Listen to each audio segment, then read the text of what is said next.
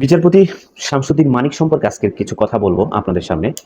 আপনারা ইতোমধ্যে দেখেছেন সারা দেশে ভাইরাল হয়েছে বিচারপতি শামসুদ্দিন মানিক। তিনি এখন টপ অফ দ্য কান্ট্রিতে, মানে মানুষের মুখে মুখে বা গণমাধ্যমের একটা ভাইরাল টপিকসে পরিণত হয়েছে। এই মানুষটা এতটা বিকৃত মস্তিষ্কের, এতটা উন্মাদ টাইপের, সে তার যদি বিহেভ বা আচরণ যদি কেউ দেখেনি তো পূর্বে, তাহলে সে বুঝতে পারবেন যে আসলে সে কোন টাইপের মানুষ ছিল।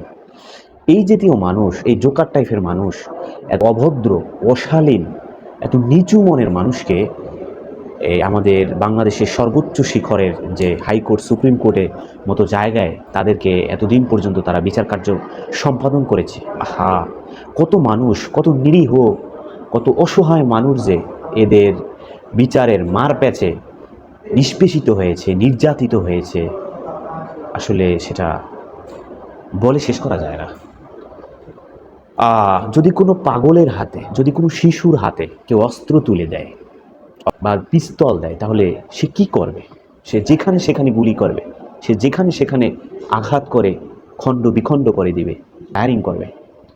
একটা উন্মাদ টাইপের মানুষের হাতে একটা অস্ত্র দিলে সে যেখানে সেখানে কোপ দিবে, আঘাত করবে।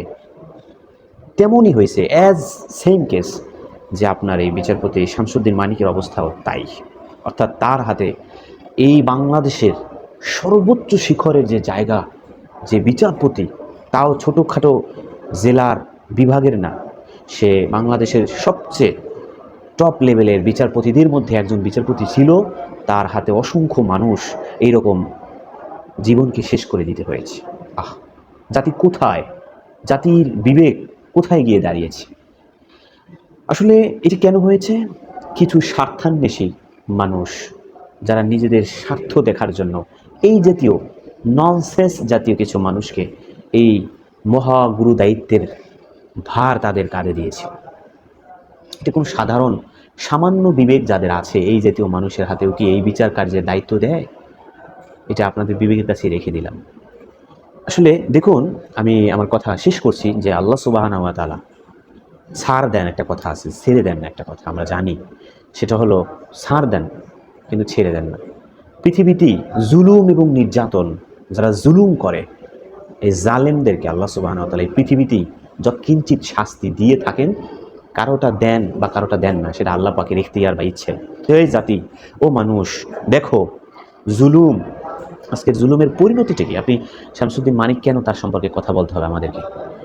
তার কিছুদিন আগেও যখন দেশের অবস্থা স্বাভাবিক ছিল, তখন একটা টকশো, বেশ কয়েকটা টকশো দেখেছিলাম, একটা টকশোতেও তিনি সুস্থ মানুষের কোনো আচরণ বা বিহেভ তিনি সেখানে করতে পারেননি। আর সে কোন পর্যায়ে লাঞ্ছিত হয়েছে?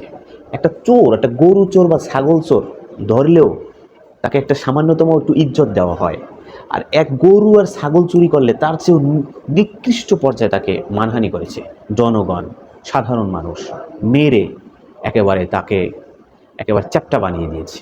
এবং সে দিশে পাচ্ছে না, এবং চোখ টোক ফুলে গেছে দেখলাম, এবং টাকা পয়সা সব হাতিয়ে নিয়েছে।